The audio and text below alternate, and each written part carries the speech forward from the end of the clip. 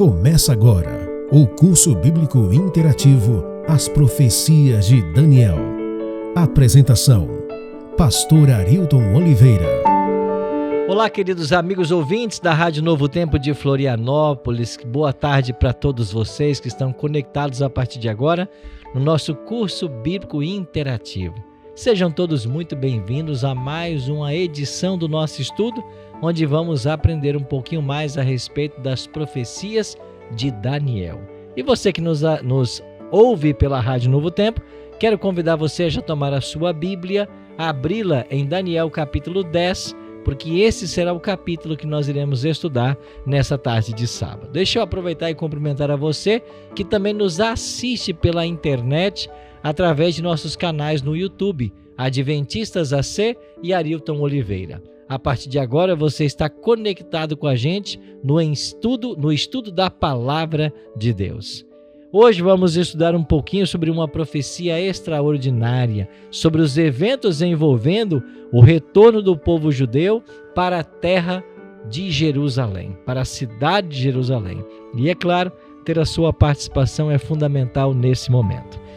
Eu estou aqui com meu amigo, pastor Alex Escher, e juntos hoje vamos conversar um pouquinho sobre o tema desse sábado. Estamos aqui mais uma vez com o Interativo, nos aproximando quase já do final do Interativo desse semestre. E é muito bom poder voltar ao livro de Daniel, fechando já o livro de Daniel, quase que no finalzinho ali, estamos no capítulo 10, indo para os finalmente, né, pastor? Isso, mais uma semana nós vamos para o capítulo 12 e fechamos esse ciclo. Já podemos anunciar o segundo semestre? Claro. Que vem por aí, Alex? Fala aí, pastor. Vem aí o Apocalipse. Então você já se prepara que no segundo semestre, a partir do mês de setembro, nós vamos entrar com o Interativo numa nova fase e vamos estudar o livro do Apocalipse e você vai ficar sabendo de tudo. Estamos preparando material todo novo para o Apocalipse, para nova roupagem, como sempre, para apresentar ali não só nos domingos especiais, como também aqui na rádio, através do Interativo. Isso aí. E olha, você que está nos assistindo ou nos ouvindo, eu quero oferecer para você ainda a nossa revista de Daniel. O Interativo está terminando em mais 2 semanas, mas você ainda pode solicitar a sua revista, porque ela é um presente da Novo Tempo para você. Quer essa revista? Manda uma mensagem para o nosso WhatsApp agora, 48998306498. Repetindo, 48998306498. E nós vamos mandar essa revista para a sua casa pelos correios. É um presente da Novo Tempo. Peça a sua agora mesmo, tá bem? E nós vamos hoje avançar um pouquinho mais nas profecias e entender agora o momento em que é a hora de voltar para a casa do povo judeu, né? É uma linda história, mas o diabo não queria isso e nós vamos ver todos esses detalhes. Antes, porém, nós temos um hábito aqui, né? A gente sempre ora pedindo uma bênção de Deus para o estudo. Pastor Alex, ora para a gente. Vamos orar. Bom Deus, te agradecemos por mais uma tarde de sábado, pela alegria de nos encontrarmos através da rádio, através também do podcast, nós trocarmos aqui ideias, conteúdo a respeito da tua palavra, e não poderíamos, Pai, prosseguir no estudo sem a tua bênção, sem que o Senhor pudesse nos acompanhar e aqui colocar a sua mão sobre o estudo de hoje. Que as palavras-chave, que aquilo que faz parte do aprendizado, a ideia central do texto, possa nos saltar à mente para que possamos entender e aplicar na nossa vida tudo o que aqui aprendermos. Nós te rendemos graças, pedindo as tuas misericórdias em nome de Jesus. Amém. Muito obrigado, pastor Alex, pela oração. Obrigado você que nos acompanhou também na oração. Chegamos ao capítulo 10 e agora nós vamos, como já vimos em outros momentos, fazer um flashback, né? Nós vamos voltar, vamos ao futuro, voltamos ao passado. Nós já estudamos aqui a respeito da chegada da Medopérsia, da Grécia, de Roma, mas vamos voltar agora mais uma vez ao tempo em que está caindo Babilônia, ascendendo a Medopérsia. Ciro é o governante nesse exato momento. Quais são as circunstâncias, pastor Alex, aí em Daniel, para esta visão que Daniel tem no capítulo 10? Interessante, pode ser que alguém esteja acompanhando pela primeira vez. Os amigos que já nos acompanham sabem que Daniel e seus amigos estão em Babilônia. Babilônia agora ela cai, os medos e persas assumem, é uma passagem de reino. Moisés está ali firme, ele acompanhou tanto Nabucodonosor, seus descendentes. Daniel, né? Daniel, falei o quê? Moisés. Eu falei Moisés, é para quem está em casa dormindo prestar atenção, acordar. Saber se estão acordados. Né? Sai Moisés da história, que hoje é de Daniel. Daniel está ali firme durante a passagem do reino, e ele acompanha ali, acompanhou Nabucodonosor, seus descendentes no poder, até Beltesazar, o último rei de Babilônia ali, e agora ele está durante o reinado de Ciro também fazendo parte da história, né? E ali ele tem a visão do capítulo 10. Algo preocupava Daniel. Quando que chegará a volta para casa? Toda a história que envolve o Senhor Deus envolve um final também. Inclusive todo o sofrimento humano, né? Se você passa por algum problema na sua vida pessoal, você tem buscado a Deus, você tem se entregado a Ele, confiado que Ele possa exercer poder a ponto de te tirar dessa situação, saiba que toda a história, quando Deus está no comando, ela chega ao final, e o final sempre é favorável para o povo de Deus. E qual o final que nós esperamos? É a volta, é o retorno para casa. Porque eles viviam agora na Medo-Pérsia, eles continuavam sem lugar de adoração, eles não tinham sacerdotes mediando por eles. O templo em ruínas. O templo estava em ruínas lá em Jerusalém, era uma terra distante. Só quem sai da sua terra sabe como a terra da gente é importante. Você não só usufruir do local que foi prometido por Deus, que era a Terra Santa, como também você imagina o tempero, a cultura, né, as músicas, a adoração e o louvor, a expressão religiosa, eles precisavam voltar.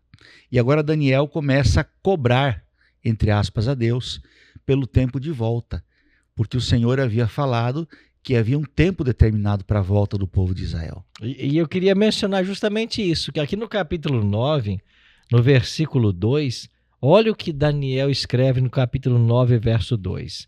No primeiro ano do seu reinado, aqui está falando de Dario, né? Eu entendi pelos livros, de acordo com o que o Senhor havia falado ao profeta Jeremias, a desolação de Jerusalém ia durar 70 anos. Daniel leu Jeremias 25, 11 e 12. Sim. Foi lá que ele encontrou essa informação. E ele viu que o profeta Jeremias falava de 70 anos de cativeiro. Verso 3. Voltei-me o rosto ao Senhor Deus para o buscar, com oração, com súplicas, com jejum, vestido de pano de saco e sentado na cinza.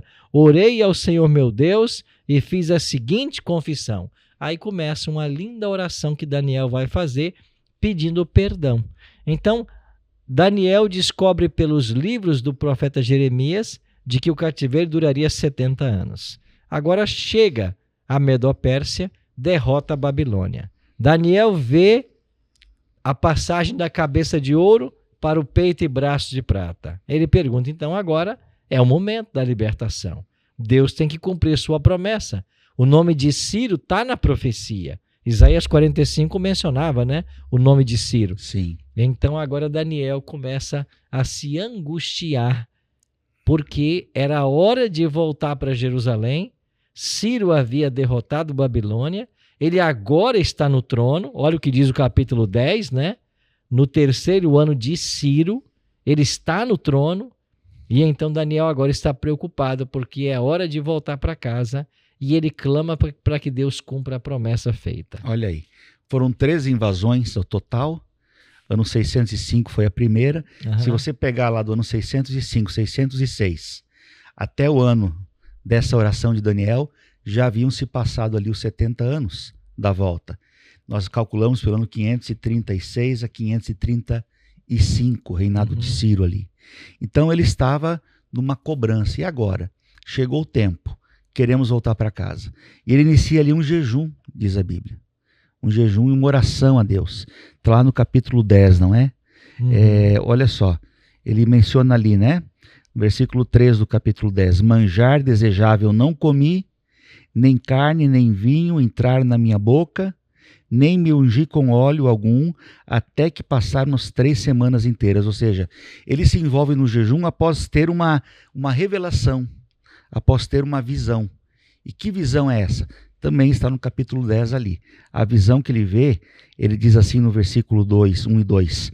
A palavra, no versículo 1, depois eu vou citar o 2, era verdadeira e envolvia grande conflito. Então, ele está nessa expectativa, ele tem uma visão de um grande conflito, ele sabe que algo está para acontecer, e aí no versículo 2 ele diz, pranteei durante 3 semanas, ou 21 dias. Então, foi um jejum, foi uma oração intensa durante 21 dias, para entender a visão que ele havia visto do grande conflito, e para que se cumprisse a promessa da retomada, a volta para casa. Interessante que o livro de Daniel, ele abre falando do conflito entre Deus e Satanás, né? Começa falando de Jerusalém, de Babilônia, Jeoaquim, Nabucodonosor, 2 poderes antagônicos, porque na Bíblia Jerusalém, ela é a capital do povo de Deus, ao passo que Babilônia é a capital dos inimigos do povo de Deus. Essas 2 cidades abrem o livro de Daniel, elas irão até o Apocalipse, mas aqui, no capítulo 10, nós chegamos num momento muito delicado da história, porque é quando a Medo-Pérsia tira a Babilônia do cenário e é hora do povo voltar. Mas esse grande conflito aqui, ele não nasceu aqui, né? Já havia nascido no céu, com Lúcifer, querendo ser adorado como Deus, ele tentando tirar a função de Cristo como nosso Salvador, como nosso mediador, e ele conseguiu isso temporariamente, ou estava tendo sucesso, enquanto o santuário estava em ruínas. Porque você vai se lembrar que o santuário era o evangelho em símbolos. Através da simbologia, da tipologia do santuário, as pessoas aprendiam sobre o Messias. Mas enquanto o santuário estivesse em ruínas, o povo não aprendia nada sobre o Messias. É por isso que envolvia o grande conflito. O diabo não querendo que o povo compreendesse o plano da salvação. O diabo querendo obstruir os sacrifícios e serviços do santuário para que na hora aprazada o Messias não viesse. Porque ele sabia que a vinda do Messias seria a sua derrota, né? Correto. Então ele tem a visão aqui do capítulo 10, né? Que vai de encontro ao choro, de encontro ao pranto, de encontro à oração de Daniel. Ele está angustiado ali, mais uma vez, e ele então tem essa visão que nós lemos a partir do versículo 5 em diante, né? Ou melhor, até do versículo 4, né? No dia 24 do 1º mês, diz o texto aqui, estando eu à borda do grande rio Tigre, levantei os olhos e olhei, e eis um homem vestido de linho, cujos ombros estavam cingidos de ouro puro de Ufaz. O seu corpo era como berilo, o seu rosto como um relâmpago, os seus olhos como tochas de fogo, os seus braços e os seus pés brilhavam como bronze polido, e a voz de suas palavras era como o estrondo de muita gente. Só eu, Daniel, tive aquela visão. Os homens que estavam comigo nada viram. Não obstante, caiu sobre eles grande temor e fugiram e se esconderam. Então veja que visão interessante. Ela me lembra de uma outra visão que a gente vai ver lá no Apocalipse, vai ser objeto de estudo também, né? Em outro capítulo, ali no capítulo 1, quando Jesus aparece a João lá na ilha de Patmos. O mesmo ser que aparece aqui é aquele que aparece lá, em circunstâncias muito parecidas. É o começo de uma grande revelação. É João, da mesma forma que Daniel, estava aguardando uma revelação maior de Deus. E eles aparecem em circunstâncias muito parecidas também. Aqui vestido de linho. Por que o linho? Era a roupa sacerdotal do sumo sacerdote, o linho. Então a gente sabe que no dia da expiação, o sumo sacerdote entrava no lugar santíssimo vestido de linho. Então era um sacerdote, ele estava rodeado de muita glória, tinha algumas peculiaridades, tanto João quanto Daniel falam disso. Lá no Apocalipse é a voz de muitas águas, aqui voz de muita gente, ou seja, era uma voz diferenciada. E a gente tem brilho, A gente tem, Apocalipse descreve que ele tem na mão estrelas, não é? Que ele anda entre os candelabros.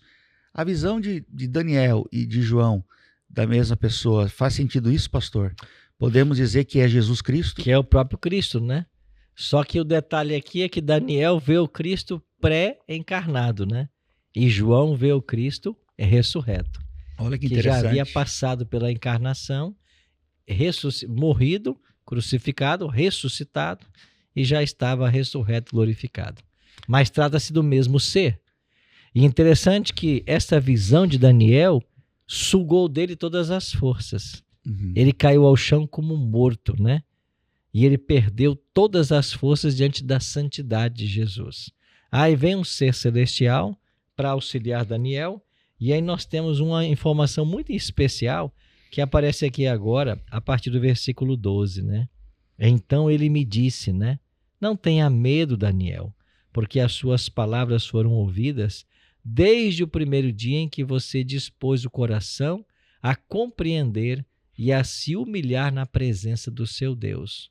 Foi por causa dessas suas palavras que eu vim, mas o príncipe do reino da Pérsia me resistiu durante 21 dias.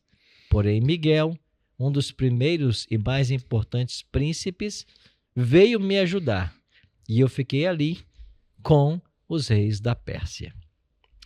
Interessante que quando Daniel se põe a orar, o céu envia um poderoso anjo para respondê-lo. A oração foi respondida de forma imediata. Daniel não sabia disso, né? Ficou sabendo agora.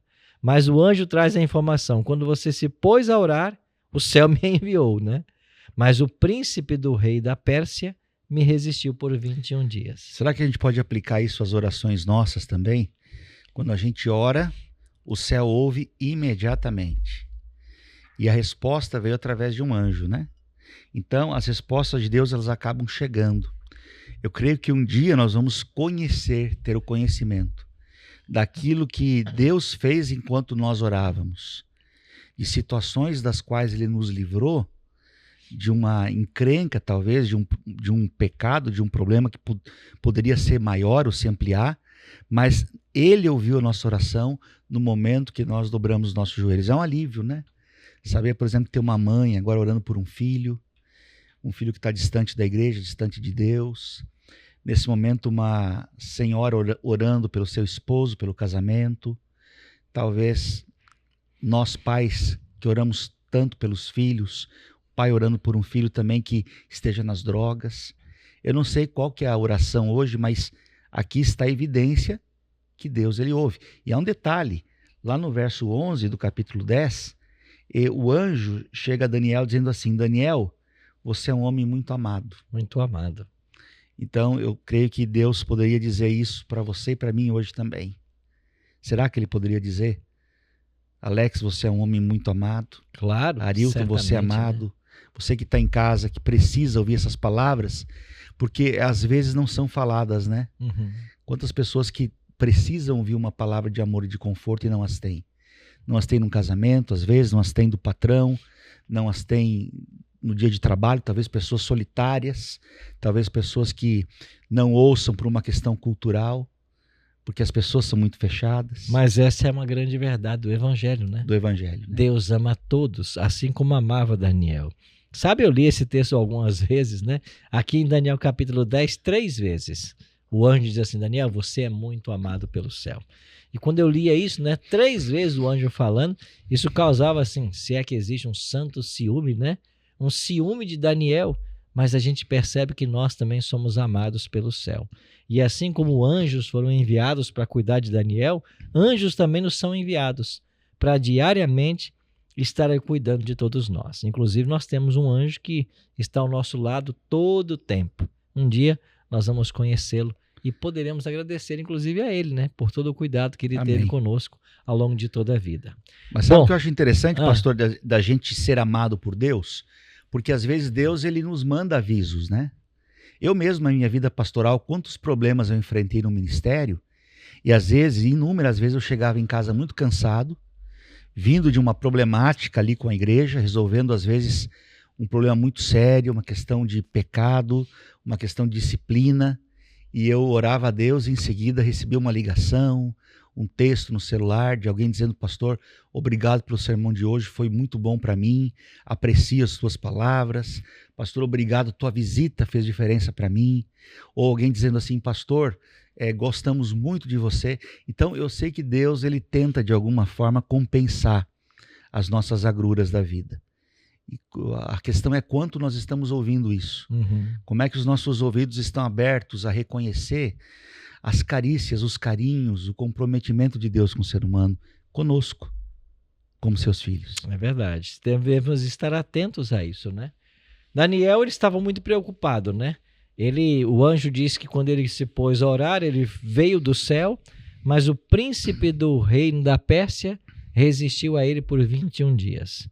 Quem é esse príncipe, pastor Alex, do rei da Pérsia? Se a gente imaginar que é o próprio príncipe humano da Pérsia, seria tolice imaginar que um rei pudesse reter um anjo, ou brigar ou reter a ponto de o anjo não poder entregar a mensagem a Daniel.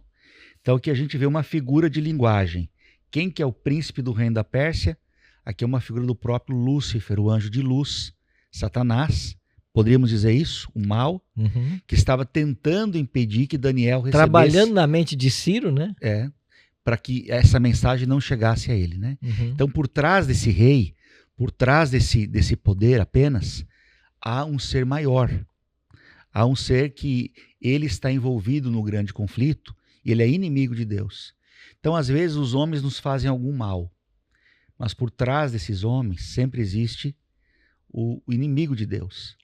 Às vezes você tá talvez triste porque recebeu uma notícia ruim do seu patrão, ou às vezes alguma coisa aconteceu que na tua casa, dentro da tua família, que você não sabe explicar. É porque nós temos um inimigo trabalhando contra nós.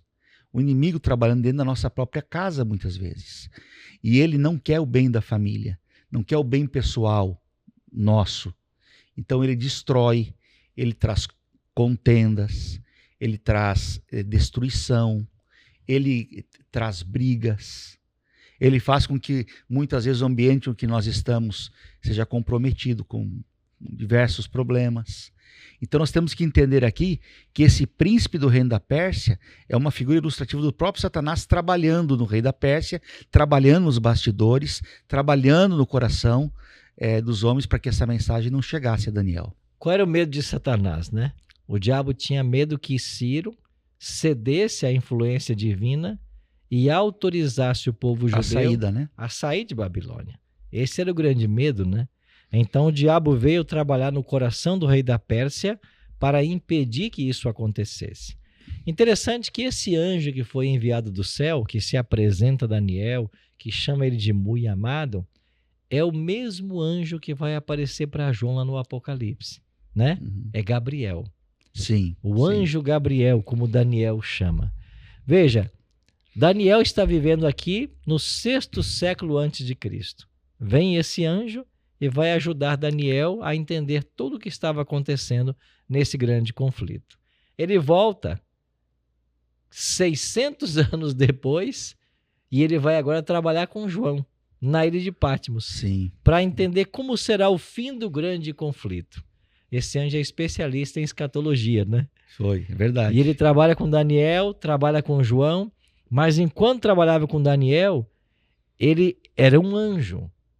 E ele começou a brigar com outro anjo, que é Lúcifer. E por 21 dias, a batalha esteve empatada. Foi uma batalha espiritual, né? Sim. Uma batalha espiritual. E principalmente pela posse da mente de Ciro, o que ele iria fazer. Mas aí então o próprio anjo diz assim: o príncipe do reino da Pérsia me resistiu, porém Miguel, um dos primeiros príncipes, veio para me ajudar. E eu fiquei ali com os reis da Pérsia. Olha. Quem é esse Miguel agora que vem? É o próprio Jesus Cristo. É um título que Jesus assume quando ele enfrenta as forças do mal. Inclusive a palavra Miguel, a lição trouxe até, né? Nossa revista trouxe o significado de Miguel, né? Aquele que é como Deus, né? Ou quem é como Deus, né? É a pergunta Deus, que se faz, né? Quem é como Quem Deus? é como Deus? Então, o próprio Cristo veio e quando Jesus veio, a vitória foi garantida. Ou seja, Satanás é um inimigo derrotado. E todas as vezes que o bem e o mal se defrontam, o mal sempre sairá vitorioso. Ou melhor, o bem, né, sempre sairá vitorioso. E Satanás foi expulso, então, ali da corte. Miguel aparece aqui no livro de Judas também, lá no finalzinho do Novo Testamento. Judas capítulo 1, verso 9, diz aqui: contudo, o arcanjo Miguel, quando contendia com o diabo, disputava a respeito do corpo de Moisés, aqui é Moisés mesmo, né? Eu não errei, não se atreveu a proferir juízo infamatório contra ele. Ou seja, Miguel está envolvido no grande conflito. Quando a gente vai lá em Daniel capítulo 12 também, lá no comecinho, né? Diz assim: nesse tempo se levantará Miguel, o grande príncipe, o defensor dos filhos do teu povo. Então ele aparece lutando, Miguel, por nós. E é interessante que os adventistas do sétimo dia são hoje quase que unânimes em reconhecer Miguel, na atualidade, como uma figura de Jesus Cristo, pré-encarnação e quando ele se detém numa batalha, o próprio Jesus. Por que isso? Há interpretações diferentes, né? Muitos do grupo de evangélicos entendem Miguel apenas como um anjo, como um arcanjo, como está aqui. Nós temos uma revelação maior, ou eu digamos assim, mais clara, de que Miguel seria o próprio Jesus. E tem que ser por um dos pontos, né? Que em dado momento esse Miguel, ele aceita adoração. Sim. Ele aceita ser adorado. E anjo nenhum na Bíblia aceitou adoração em momento algum. E então a expressão também anjo do Senhor, ela é muito comum aplicada a Jesus Cristo, né? Sim. Ele como anjo do Senhor. Então nós entendemos que esse Miguel é o próprio Cristo, que vem para enfrentar as forças do mal. Porque João vai tentar adorar Gabriel, é Gabriel que está adorando lá em Apocalipse. Exatamente, né? E o anjo fala assim: eu sou conservo teu e dos teus irmãos. Adora a Deus. A Deus. Uhum. E Miguel vai receber adoração. Interessante que a gente está falando aqui sobre Miguel e sobre a procedência de Cristo, o que ele fazia antes da encarnação. Para muitos é uma novidade, né? Muitos não entendem essa questão de Jesus pré-encarnação. Aquele que vivia antes da encarnação, né? Sendo ele Deus um com o Pai, como João vai dizer ali em João capítulo 1 também, ele defende essa divindade eterna, né? De Cristo, né? Desde o princípio, ele é o Verbo, estava com Deus e o Verbo era Deus. Muito bem, nós vamos avançando aqui no estudo. Você pode pedir a revista Profecias de Daniel, a Novo Tempo manda para sua casa através dos Correios. E o WhatsApp para você solicitar é o 489-9830-6498. Vamos avançando na história. Bom, Satanás temia que Ciro assinasse decreto e o povo voltasse para a cidade de Jerusalém. Voltasse a reconstruir a cidade, o santuário e voltasse a sacrificar. Porque se tudo isso acontecesse, o povo mais uma vez teria acesso à informação, ao plano da salvação, à forma como Deus opera. Era isso que o diabo não queria. Mas, quando veio Miguel, a vitória foi alcançada e agora Ciro assinou o decreto. Então, é Ciro quem assina o primeiro decreto que vai autorizar as famílias judias a voltar para casa. Nem todos voltaram, na realidade uma minoria, né? Sim. A Bíblia menciona cerca de 2.000 famílias que voltaram. E todas as demais não voltaram. Esse é um fato curioso da história. E por que não voltaram? Porque criaram laços, raízes com Babilônia. O povo judeu prosperou em Babilônia. E na hora que Deus orientou que eles deveriam deixar Babilônia e voltar para Jerusalém, eles não quiseram. Resultado: aqueles que voltaram participaram de uma grande reforma espiritual e os que não voltaram participaram dos eventos do livro de Esther, onde nós vemos ali mais uma vez um complô contra o povo judeu que quase o levou à morte, se não fosse a intercessão da rainha Esther. O que a gente pode aprender, né, desse episódio de o povo estando autorizado a voltar para casa, não voltou por apego à cidade de Babilônia? Bom, no fim vai ser do mesmo jeito, né? No Apocalipse você tem novamente a grande Babilônia, que embebeda os reis do mundo inteiro com o seu vinho, e esse vinho fala dos atrativos das falsas doutrinas, das facilidades, dos enganos de Babilônia. E muitos não vão querer ficar do lado do Cordeiro, mas vão preferir ceder à pressão da Babilônia. A pressão do grupo, a pressão de fazer o que é mais fácil, porque é muito mais fácil, às vezes, você não ser cristão, você não ter posição, porque quem toma posição também paga o preço. E a gente está vendo isso agora, no mundo que a gente está vivendo, né? Aquilo que é bíblico no passado continua sendo muito atual para nós. Quais são os valores que eu tenho assumido na minha vida e qual é o preço que eu tenho pago por assumir esses valores? Agora, quanto a essa saída, pastor, uma dúvida aqui, onde é que estava Daniel quando o povo de Israel voltou para Jerusalém? Porque houveram 3 decretos, né? A gente vê aqui que Ciro fez o primeiro decreto, depois houve um decreto de Dario, né? Posterior, e depois houve um terceiro decreto de Artaxerxes. Esse aqui é o decreto definitivo, né? É importante ler lá em Esdras 6,14, que lá está a história do que aconteceu. Aqui diz assim: os anciãos dos judeus iam edificando e prosperando em virtude do que profetizaram os profetas Ageu e Zacarias, filho de Ido, e edificaram a casa e a terminaram segundo o mandado do Deus de Israel e segundo o decreto. Aí vem 3, Ciro, Dario e de Artaxerxes, rei da Pérsia. Daniel já devia ter falecido nesse momento desse segundo ou terceiro decreto, né? Veja, foram 3 os decretos que autorizaram a repatriação do povo judeu, né? Esse primeiro foi de Ciro, a data dele é de 537, né? 536, por aí mais ou menos vai ser a data do decreto. Exato, é quando completa 70 anos. Justamente, né? No final dos 70 anos. 535, 36, aí nesse período. Vencidos os 70 anos veio o primeiro decreto. Nem todos desejaram voltar, como eu afirmei há pouco. Esses que voltaram começaram a reconstruir a cidade. E enquanto eles reconstruíam, os inimigos não gostaram da ideia. E então começaram a acusar o povo judeu de que eles estavam construindo de forma ilegal, sem autorização do império que agora mandava, que era a Medo-Pérsia. Então eles apresentam a reclamação ao rei Medo-Persa.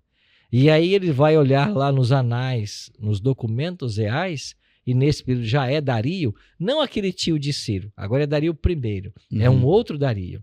E Dario percebe... Isso é muito interessante dizer isso, porque olhando os nomes são iguais, a gente confunde muitas vezes. Alguém pode confundir, mas não é Dario, agora é o tio de Ciro. Quem está no trono é um outro Dario. Porque primeiro veio Dario, depois Ciro, depois outro Dario. Aí vieram outros, até que veio Dario I, né? Teve aí um falso Esmerdes, Cambises, e depois veio Dario. Esse Dario I que vem, ele vai consultar os documentos reais e ele acha o decreto de Ciro. E diz, não, eles não estão reconstruindo sem a nossa autorização. Ela foi dada por nosso rei anterior, por um rei antepassado. E então ele emite um novo decreto, que vai aparecer em Esdras capítulo 6, e ele vai providenciar, inclusive, recursos para que eles continuem a reconstruir lá a cidade. Então, esse decreto ele data de 519. Então, veja, o de Ciro foi 536, passaram agora vários anos, 519, você tem aí pelo menos o quê? Uns 16, 17 anos para o segundo decreto, e o terceiro vai vir em 457. E aí você já passou aí mais de 50 anos. Então, Daniel morreu sim nesse período, mas ele teve a chance de voltar no primeiro decreto, na primeira leva de judeus que voltou, mas ele não quis. Daniel entendeu que Babilônia deveria ser então o local do seu sepultamento. Ele havia passado toda a sua vida em Babilônia. E quem sabe já idoso, não desejou voltar para Jerusalém, mas concluir ali o seu ministério. Então foram 3 os decretos, em cada um deles uma leva de judeus foi voltando, e aí tem mais um detalhe que é bem interessante. Quando é que eles vão terminar a reconstrução do templo? Porque eles reconstruíram a cidade e o templo. Esse é um detalhe bem interessante. O templo só vai ser concluída a sua reconstrução por volta do ano 516. Por que 516? Porque o templo não foi destruído na primeira invasão. O templo foi destruído na terceira invasão, que foi em 586. Então, se você passa 70 anos de 586, você vai chegar ao ano 516. Então, você tem 70 anos de cativeiro e você tem 70 anos sem santuário. Só que os períodos não coincidem. Então, o cativeiro começa no ano 605 e termina no ano 536. E o povo sem santuário começa no ano 586 e termina no ano 516. E fecha 70 anos também nas duas 70 anos. Então eles ficaram 70 anos cativos e 70 anos sem santuário. Mas só que se cumpriu perfeitamente os 70 anos. No ano 516, então eles terminam a reconstrução do templo e agora vem o ato ali de reinaugurar o templo que passou a ser conhecido como o templo de Zorobabel.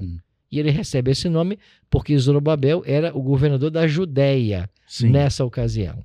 E lá vão estar os profetas Ageu e Zacarias, filhos de Ido, e vão testemunhar daquela cena que foi um espetáculo. Esse templo de Zorobabel é conhecido como o templo de Herodes no tempo de Cristo. O mesmo de Herodes. Mesmo tempo. Eles faziam algumas reformas e aí acabavam tomando colocando si o título, seu nome. Né? Colocando o seu nome, que a era muito interessante. A politicagem já existia desde os dias de Daniel, aquele né? tempo. Agora, interessante que a profecia dizia, a profecia das 2.300 tardes e manhãs, que é a maior profecia da Bíblia, ela foi nos dada assim, 7 semanas, 62 semanas, né? Ou seja, existia ali então 7 semanas, que completa-se no ano 408, e aí que fica terminaria a reconstrução de Jerusalém. Foi ali que terminou a reconstrução do templo, é isso? Porque não a do templo. Dos muros. Ali a reconstrução civil de Jerusalém, que envolvia não só a reconstrução física, mas como a sua reestruturação política. Ok. Por isso o ano 408 é importante. Mas o templo ficou pronto antes disso. Eles passaram a ter um governo específico deles, ali um sacerdote específico, ali no 408, né? E você percebe que é interessante, eles reconstruíram primeiro a casa de Deus do que a sua própria cidade. A prioridade era a casa de Deus. E tanto quando eles estavam construindo ali o templo, havia invasões constantes, né? Eles eram perturbados porque eram ameaçados, inclusive, por pessoas. O diabo estava influenciando outros povos a impedir a reconstrução. E finalmente ela fica pronta. E aí vem a grande inauguração, né? O ato inaugural. Eu ouvi de um pregador uma vez que a inauguração foi muito interessante, porque ele cita nessas palavras dele que havia um misto de alegria, orgulho, mas também de tristeza. Era um agridoce, como ele disse. Por que um agridoce na inauguração do templo? Bom, você tem ali judeus que haviam nascido em Babilônia e nunca haviam pisado em Jerusalém. Não conheciam o templo. Pela primeira vez eles estão entrando no templo que Salomão construiu, agora reformado. Então eles estavam radiantes, porque eles veriam agora o sistema sacrificial voltar a acontecer. Eles poderiam sacrificar. Por outro lado, havia uma outra ala da igreja que estava triste. Quem eram estes? Eram os judeus que haviam presenciado as glórias do templo de Salomão. Já haviam pisado no antigo templo. No antigo. Foram Mas deviam ser muito velhinhos. Porque muitos. Imagina ali 70 anos. Os contemporâneos de Daniel. Daniel, exatamente. Né? Que voltaram. Então, eles haviam visto a glória do templo de Salomão. Outra coisa, a Arca da Aliança não está mais aí. Ela se perdeu nesse momento da história. E lá no Santo dos Santos, ao invés da Arca da Aliança, eles colocaram uma grande pedra. Então, esta casa reformada em nada se comparava à glória do templo de Salomão. Mas foi nessa cerimônia agridoce que se levanta o profeta Ageu, e ele fará uma das profecias messiânicas mais lindas, né? Ele diz assim: vocês estão chorando porque essa esta casa não tem a glória do primeiro templo? E ele diz assim, mas a glória desta casa será maior do que a primeira, porque nela pisará o desejado de todas as nações. Eu tenho aqui Ageu 2, isso que está sendo mencionado pelo pastor Arilton, está em Ageu 2, capítulo 7 a 9, e não são todas as versões bíblicas que trazem essa expressão, o desejado de todas as nações. Umas versões mais antigas. Inclusive foi ela que essa versão que deu origem, o nome a um dos livros, um dos maiores livros que a igreja produziu, a escritora o desejado, Ellen né? White produziu, que é o desejado de todas as nações. Daí surgiu o nome. Mas você não vai encontrar só em versões muito antigas. Eu encontrei uma versão antiga aqui, quando eu preparei os slides aqui da palestra, e eu assim achei essa versão, e ela está assim, exatamente assim: e farei tremer todas as nações, e virá o desejado de todas as nações, e encherei essa casa da glória, diz o Senhor. E quando é que se cumpriu? Quando Jesus primeiro foi apresentado ao templo ali, começou o ministério depois aos 12 anos, lembra que os pais levam ele a Jerusalém numa festividade, lembrando que eles moravam bem distante de Jerusalém, e depois quando Jesus muitas vezes interviu ali com os cambistas, ou seja, o desejado de todas as nações passou pelo templo, né? Que extraordinário, né? O sistema sacrificial voltou e no tempo aprazado o Messias veio. Então, os planos de Deus, eles não podem ser frustrados. Deus delineou um plano e esse plano está sendo fielmente desenvolvido, desempenhado para a salvação de toda a humanidade. Quando eu viajei a Jerusalém e a Palestina, um dos pontos altos da viagem, que eu recomendo a todos que um dia puderem fazer, façam suas economias, eu sei que não é fácil, e foi para mim um ponto auge ter estado ali no local onde foi construído primeiro o templo de Salomão, depois o segundo templo, né? E que hoje há uma expectativa, não sei se vocês sabem, e se você for na internet você vai perceber isso, que está se trabalhando para se construir o terceiro templo, eles chamam o terceiro templo.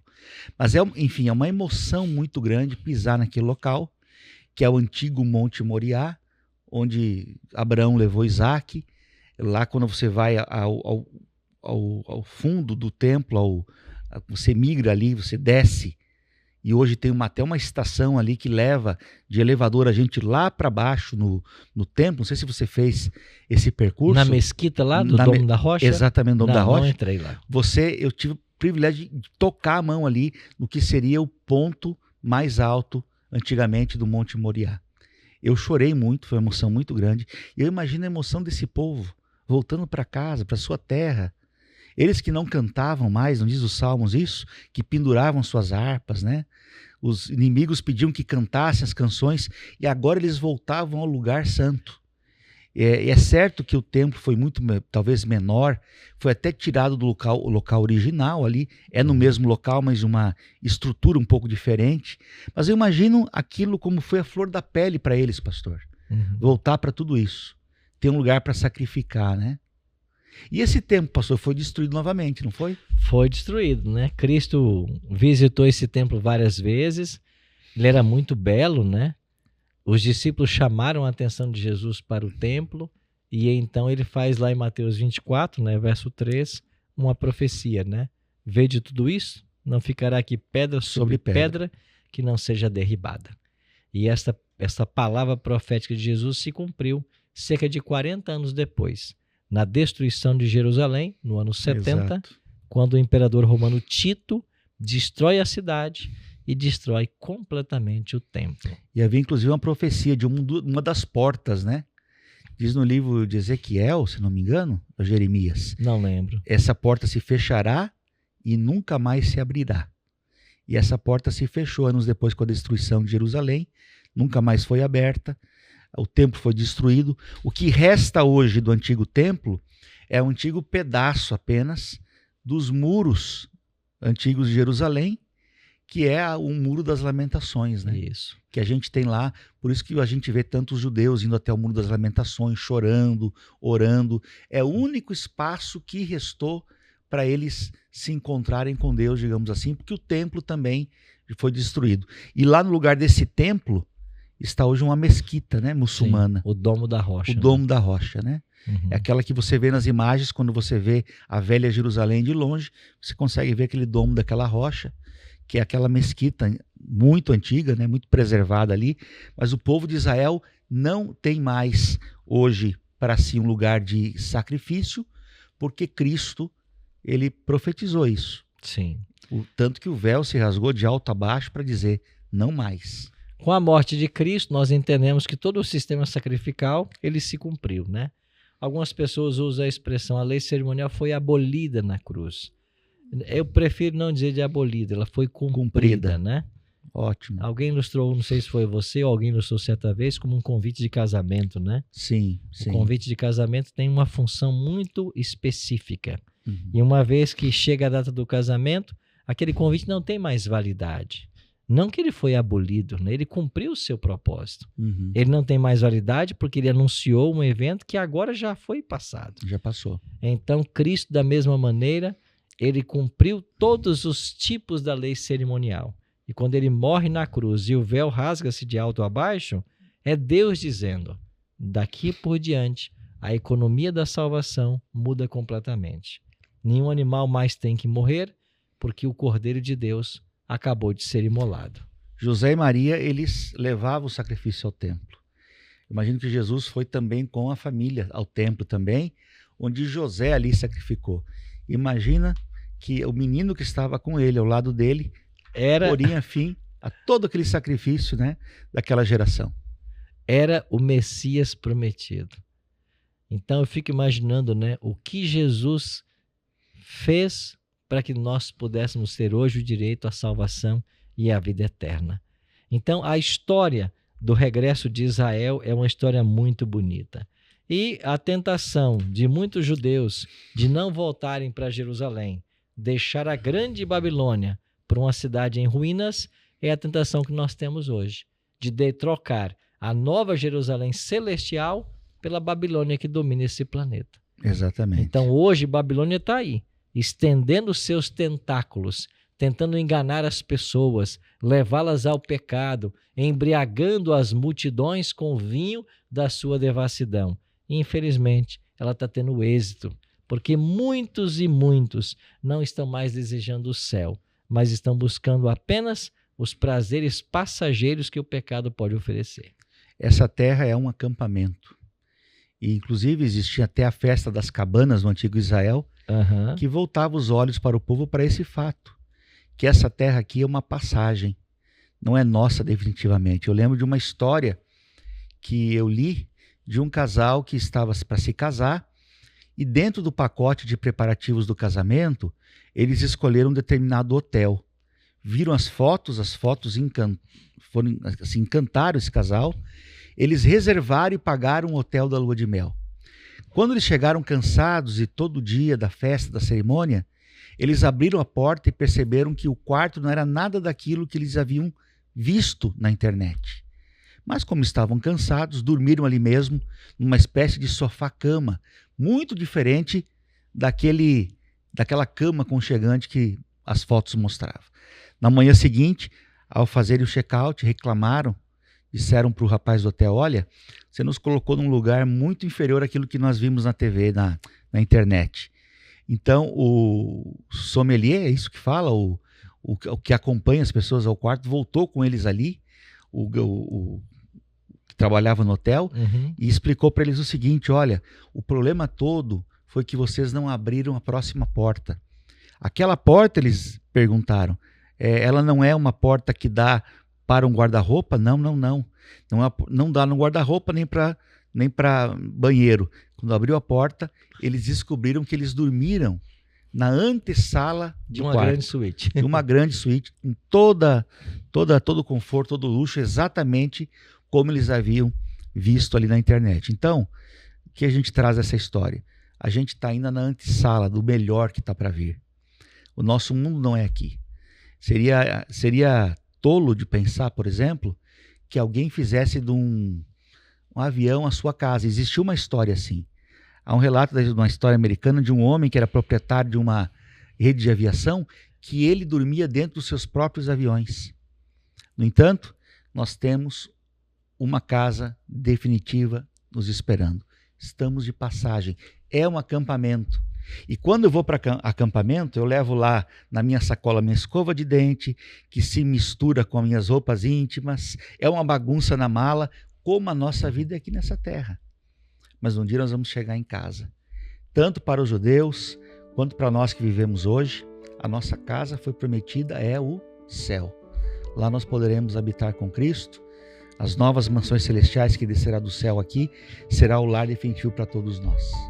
Amém. Que esse seja o desejo do nosso coração. Você que nos assiste, você que nos ouve, que você tenha essa esperança em seu coração, de que em breve Jesus voltará para estabelecer o 5º reino da profecia. Passou Babilônia, Medo-Pérsia, passou Grécia, passou Roma, mas o reino de Cristo jamais passará. E eu e você podemos ser cidadãos nesse reino, se nós assim o desejarmos. Pastor Alex, suas últimas palavras para esse tema de hoje, o desfecho dessa história. Eu vou terminar com Apocalipse 18, que diz assim, olha, exclamou o anjo em grande e potente voz, dizendo, caiu, caiu a grande Babilônia. Ouviu outra voz do céu dizendo, retirai-vos dela, povo meu, para não serdes cúmplices em seus pecados e para não participar dos seus flagelos. Então, o apelo é bem específico. Apocalipse é o livro para o tempo do fim, é o complemento do livro de Daniel, é o cumprimento daquilo que a gente agora consegue visualizar, e é Deus dizendo mais uma vez, não fiquem nesse mundo, aceitem o plano da salvação e saiam de Babilônia, porque eu tenho algo melhor para vocês. Amém. E assim como Cristo esteve com o seu povo, não apenas lá no cativeiro, mas conduzindo-os de volta para a terra, Ele está conosco hoje. Vivemos o cativeiro do pecado, mas em breve seremos libertos dele. Temos uma festa a celebrar na Nova Jerusalém. Que isso encha o seu e o meu coração de esperança nesse Deus que sempre vem quando oramos, que conduz seu povo e vai levá-los de volta em segurança à terra prometida. Vamos orar?